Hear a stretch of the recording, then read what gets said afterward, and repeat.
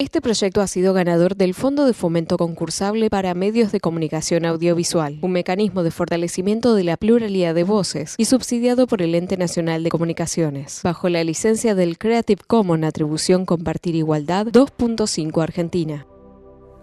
En condiciones naturales, un grupo de chimpancés no supera los 50 individuos. Cuando este número es superado, el grupo se desequilibra y se forman dos nuevas bandas. Estos nuevos grupos no van a colaborar nunca entre ellos y es muy probable que tengan guerras. De la misma manera, un grupo de Homo sapiens, cazador-recolector, tenía un número limitado de individuos. Estudios comprueban que el grupo máximo natural de personas que puedan tener referencias una de otra y perseguir un fin común es de 150 individuos. Más allá de este número mágico, las cosas no funcionan. Entonces, ¿cómo fue? ¿Cómo hicimos los humanos, sin poseer instintos básicos de formación de redes de cooperación, para superar este número crítico y fundar ciudades de millones de habitantes? Tuvimos que recurrir a órdenes imaginarios. Esos órdenes son la religión, el dinero, la justicia.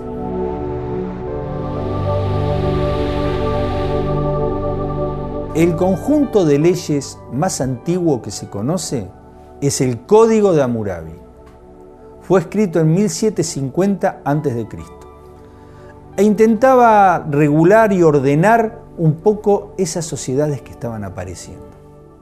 En esas sociedades ya se estipulaba que había plebeyos, esclavos y gente que pensaba. Lo mismo hacía Aristóteles. Decía, el hombre libre tiene una naturaleza libre y el esclavo tiene una naturaleza servil.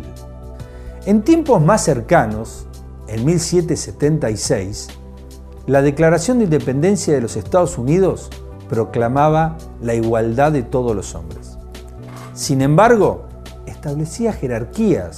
Estaban los hombres blancos, estaban los afroamericanos, los indios y, por supuesto, las mujeres no aparecían.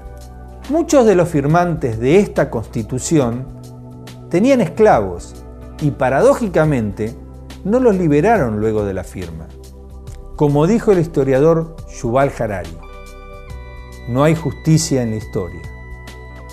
Hoy, en Había una vez un mañana, hablamos de justicia.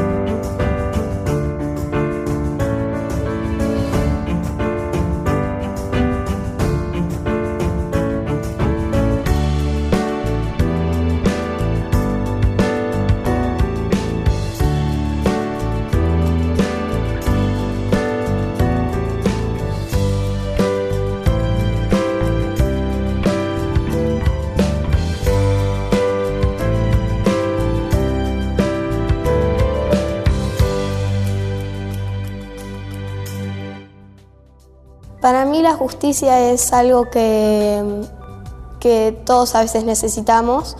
Para mí lo que es justo es lo que vos haces. Porque vos pensás en lo que vas a hacer. Nadie te dice, vos pensás lo que vas a hacer. Eso es lo justo. Lo siento, pero no sé cómo explicarlo. La justicia es una satisfacción de saber que si a vos alguien te hizo algo mal, saber que está pagando, que no lo va a hacer más y que nadie más va a sufrir por lo mismo que sufriste vos. Algo justo es, por ejemplo, si yo estoy con 3 personas y tengo una galletita, le comparto a todos y le doy algo justo. Cuando vos tenés muchos caramelos y tenés amigos se los vas a tener que repartir, porque si no sería injusto. Es la manera de que todos estén bien y que todos se sientan bien. Y a veces es difícil conseguirla porque al tener todos diferentes pensamientos y emociones, es difícil que todos estén felices. Y a veces algunos están bien y otros mal, pero a veces te va a tocar bien, a veces te va a tocar estar mal y a veces vas a estar enojado por la justicia que piensan que les tocó vivir a los otros, pero a vos no. Entonces sentís que te dejan de lado y esas cosas. Pero nunca nos pusimos a pensar, cuando nosotros estamos bien, en cómo se sienten los demás. Y eso a veces para los otros es injusto. Es cuando alguien hace algo, pero que a las otras personas no les gusta o no puede hacer. La gente piensa distinto o escapa para no tener esas consecuencias y no suele pasar mucho la justicia.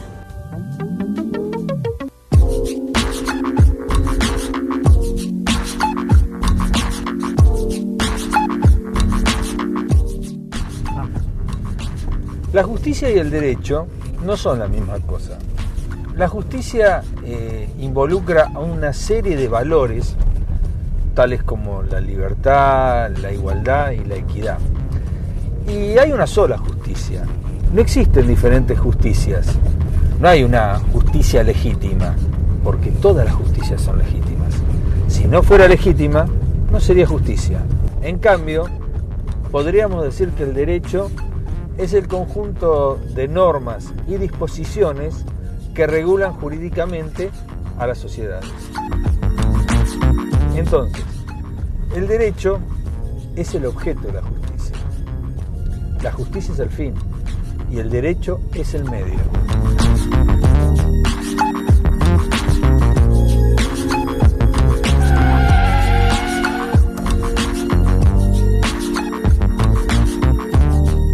Él tenía derecho a pasar, venía por la derecha, pero no es justo que fuera tan rápido.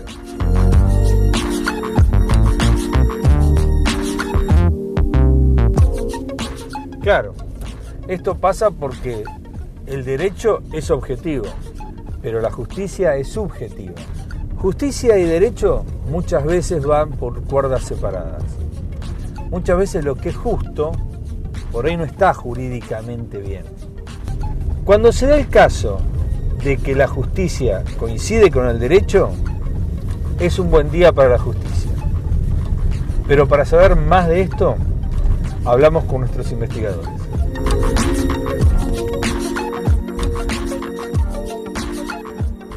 Uno podría pensar, como lo plantea Freud, que inicialmente había un sujeto más poderoso que ejercía, digamos, su dominio sobre sujetos más débiles. Y podemos entender que la unión de esos sujetos más débiles fue una forma de compensación frente a ese poderoso. En ese sentido, uno podría pensar con claridad que la justicia, o digamos las normas o las leyes, son la forma en que los más débiles establecieron su poder frente a los más poderosos. Si las cosas funcionan bien, entonces uno podría pensar que el orden de la justicia es un orden regulatorio que hace que los más débiles estén en las mismas condiciones que los más poderosos en el vínculo que establecen. Así, la justicia involucra una serie de conceptos que intentan ser neutros y justos, al cual todos nosotros queremos acceder. Pero históricamente, ¿de qué manera el hombre ha desarrollado esos órdenes imaginarios para sustentar esas primeras sociedades humanas complejas? La historia de la justicia o del derecho, en definitiva, es la historia de la lucha entre los daños que sufre una persona y provocados por otra persona. Al principio de los tiempos, que podemos establecer como una etapa de no derecho o no justicia, el que tenía el garrote más fuerte era el que impartía la justicia a los demás. Luego, con el correr del tiempo y cuando los hombres comenzaron a agruparse en comunidades, vivir en sociedad, cedieron el uso de la fuerza por mano propia y aceptaron que la monopolizara otra entidad que es el Estado. Así comienzan a aparecer las nuevas normas jurídicas que al principio no tenían una absoluta disociación con las normas morales o fundamentalmente con las normas religiosas. Así, si ejemplificamos con el Código Hammurabi, en el año 1750 a.C., que es el primer conjunto de normas jurídicas, todavía no disociadas de la religión. Vemos cómo la modalidad era la perfecta identificación entre la agresión provocada por una persona y la respuesta que podía dar la víctima, que está vulgarmente conocida por la famosa ley del talión, que es ojo por ojo, diente por diente. Así, por ejemplo, se decía el Código Hammurabi: si una persona vacía los ojos del hijo de otra persona, esta otra persona tenía derecho a vaciarle los ojos al hijo del agresor. En los orígenes de la justicia, la concepción griega de Sócrates la enfoca desde el conocimiento y la observancia de las leyes que gobiernan las relaciones entre los hombres. Sin embargo, para Homero, la justicia personificada en Temis no es sino una divinidad en la corte del Olimpo. Pero, ¿cómo se disociaron las normas jurídicas de los mandamientos religiosos? Podemos establecer el inicio de la diferenciación o de la independización entre la norma jurídica y la norma religiosa en el antiguo derecho romano, de la época republicana, con una norma romana que tuvo una vigencia de 1000 años, que fue la denominada Ley de las 12 Tablas. Este cuerpo de normas reunidas arbitrariamente no diferenciaba, por ejemplo, el derecho público del privado o el derecho penal del civil, pero significó una herramienta esencial e importante para la época. Una característica del derecho romano fue la solemnidad y rigorismo que se presentaba al momento de impartir justicia, característica que se mantuvo hasta la llegada del humanismo a comienzos de la Edad Media. El cristianismo lo que hizo fundamentalmente es humanizar el derecho, quitarle rigorismo, quitarle solemnidad.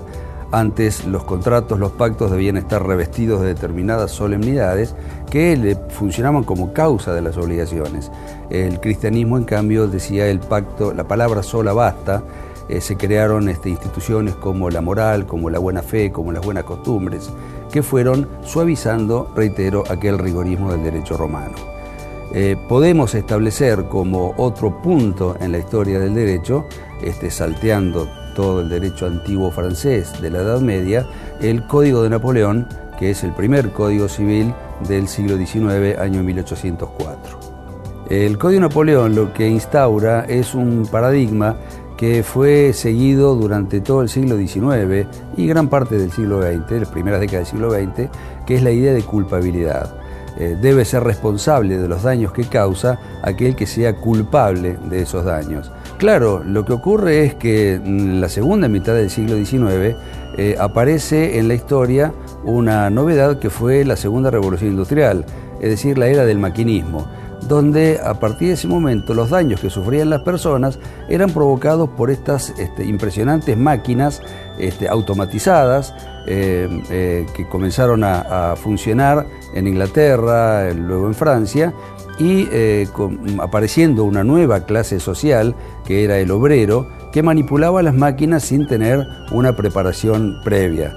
De tal manera pasaba la tela por debajo de la sierra y a veces lo que pasaba era la mano del obrero. En estos casos, la idea de culpabilidad ya no funcionaba, ya que al provocarse la víctima el daño a sí mismo, el dueño de la empresa no sería culpable.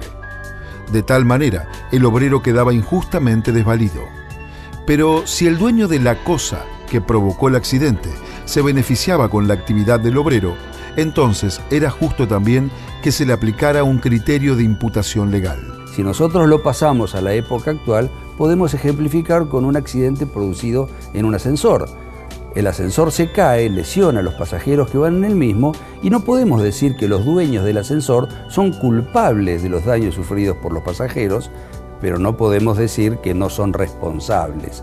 La idea de responsabilidad se independiza de la idea de culpabilidad y el criterio entonces deja de ser subjetivo para convertirse en un criterio objetivo. El derecho es una precondición de la justicia. En la modernidad, la única manera de vivir con otros es el derecho y probablemente sea el invento civilizador más importante de la humanidad. Pero, ¿cómo funciona hoy la justicia en el mundo? Me parece que en el mundo hay situaciones que son muy asimétricas o disímiles. No es lo mismo comparar la situación del Poder Judicial en los países desarrollados o del primer mundo que en los países en vías de desarrollo. Y no es lo mismo comparar la situación del Poder Judicial en el sistema anglosajón o en el sistema continental, o en los países que tienen una visión muy teocéntrica, como son los países musulmanes. Otro aspecto a considerar es la relación de acercamiento y respeto entre el Poder Judicial y las comunidades. Esto difiere mucho de acuerdo a los países. En los países en donde la población participa en la administración de justicia, hay mayor entendimiento sobre el valor de las sentencias. Argentina tiene un sistema de administración de justicia muy técnico y recién ahora está implementando la administración de justicia a través del sistema de juicios por jurado. Ocurre que las sentencias en los países continentales como el nuestro muchas veces no son entendibles para el pueblo, porque en el derecho hay biblioteca para todos los gustos. Y si yo dejo librado a la interpretación puramente técnica de los conflictos sociales, la gente no entiende cómo le administraron justicia. Y que eso pasa, por ejemplo, en nuestro país, que las sentencias son inentendibles para el pueblo. ¿Por qué? Porque el juez no le responde a las partes en el sistema escrito y en el sistema técnico, le responde a los abogados. Y nos olvidamos del conflicto y quién es el destinatario del conflicto. Y la misión que tiene la justicia es el de resolver los conflictos y darle a cada uno lo suyo. Si bien no hay justicia fuera del derecho, a la gente le cuesta entender por qué hay que respetar el derecho cuando el resultado parece injusto. Pero si un juez, en un caso particular, llevado por sus propias convicciones, cree que el derecho impone una decisión errónea, como señala el presidente de la Corte Suprema, Carlos Rosenkrantz, podría hacer dos cosas: renunciar o decir que va a ignorar el derecho y hacerse responsable. Entonces, en este punto, ¿cuáles son los límites que deben tener los jueces? Hay un problema que compromete la justicia en todo el mundo, que es cuáles son los límites que debemos tener los jueces. En un sistema como el nuestro, los jueces, cuando asumimos, juramos cumplir la función de acuerdo a lo que dice la Constitución, las leyes de la Nación y la provincia en cuanto coinciden con el sistema constitucional.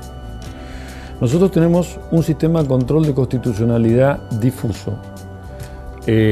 Los países más avanzados, Alemania, Inglaterra, España mismo, por ejemplo, tienen un tribunal de control constitucional. Entonces, el encargado de decir si una ley se ajusta o no a la Constitución es exclusivamente ese órgano. En un sistema como el nuestro, donde el control de constitucionalidad es difuso, lo puede hacer cada juez, lo debe hacer cada juez en cada caso particular. Y entonces podés tener el problema de que, como no hay un organismo que unifique la interpretación constitucional, de acuerdo a qué lado del charco estás, a qué provincia estás, a qué lugar estás, te interpretan uno u otro criterio. Y eso da lugar muchas veces a un escándalo. A veces el Poder Judicial puede tentarse en inmiscuirse en acciones políticas, o puede tentarse en inmiscuirse directamente en situaciones políticas. Oliver Holmes, uno de los grandes jueces de la tradición anglosajona, acuñó la frase: si mi comunidad se quiere ir al demonio, mi responsabilidad es ayudar a que lo haga. El deber primario de un juez es hacer lo que está legalmente ordenado.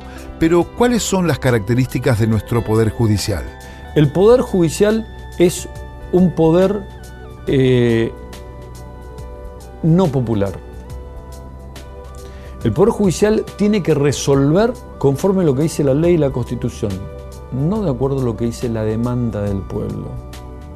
Los jueces somos esclavos de la Constitución y de la ley, incluso en contra de nuestros sentimientos, muchas veces, y además los jueces tienen que resolver de acuerdo a lo que se prueba.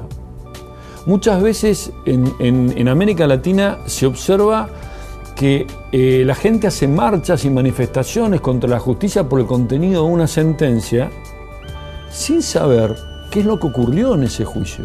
¿Cómo podemos imaginar la justicia en el futuro. Los desafíos para el derecho en los próximos años son múltiples. En realidad, los avances que nos plantea la tecnología con este desarrollo sin par, donde, como dice Harari, ya los fenómenos no se calculan en siglos, sino en años, nos enfrenta al hecho de, por ejemplo, encontrarnos hoy con que las revoluciones están sucediendo, las revoluciones industriales, cada vez con más velocidad.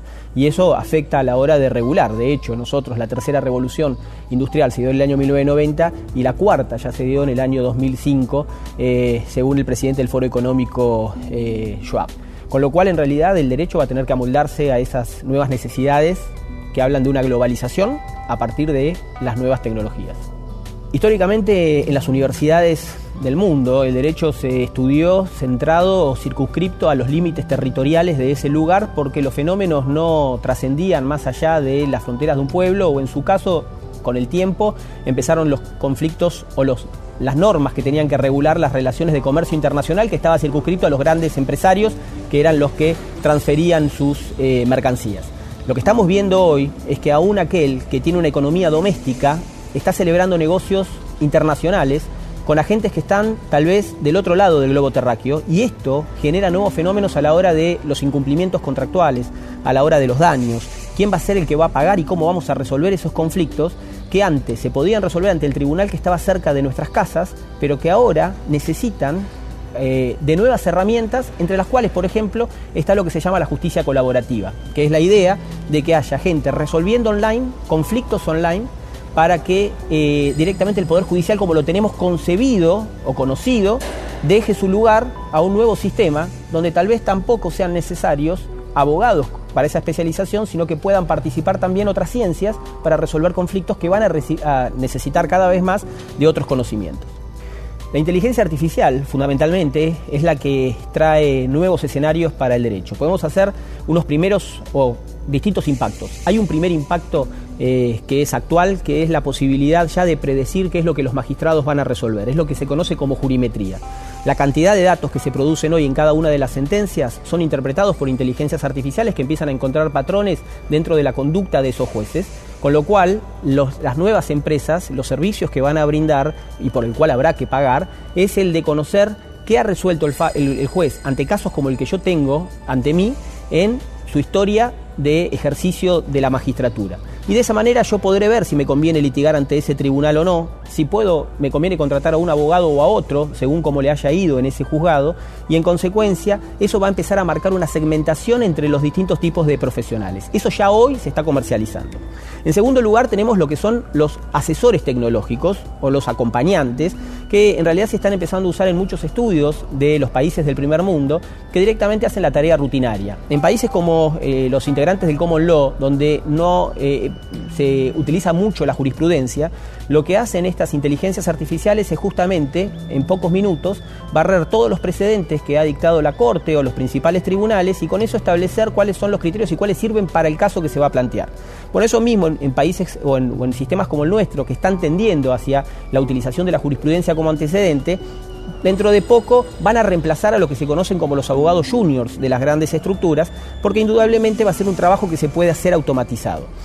La tercera instancia es lo que hoy ya algún país como Estonia, que es quien está marcando la tendencia en este tipo de cosas, es el juez robot. Y el juez robot es una inteligencia artificial que para procesos que son muy sencillos, como es por ejemplo el juicio ejecutivo, la ejecución de un título que no necesita demasiado debate, bueno, o en principio parecería no necesitar demasiado debate, directamente resuelve sin que intervenga nadie. Eso ya se ve hoy en la República Argentina. En la Ciudad Autónoma de Buenos Aires, el Ministerio Público Fiscal de la Ciudad Autónoma tiene Prometea. Prometea es una inteligencia artificial que cuando recibe un fallo en la tercera instancia, automáticamente se lo escanea el número del expediente y busca en Internet el fallo de primera instancia y lo lee, el fallo de segunda instancia y lo lee, y con eso establece los patrones y busca entre los últimos 4.000 dictámenes que ha hecho el Ministerio Público, y de ahí toma el que más se parece al caso. ¿Para qué? Para alivianar el trabajo que tienen dentro de la estructura.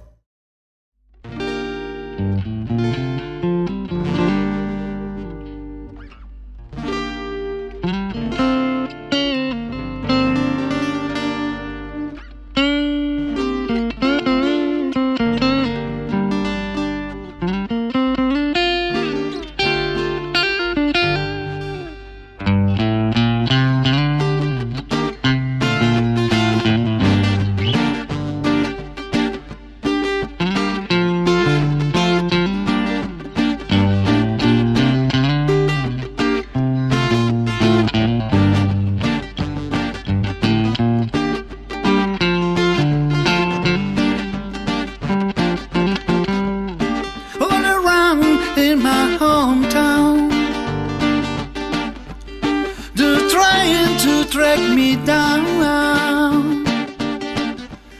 They say they want to bring me a guilty for the killing of a deputy, for the life of a deputy. I say.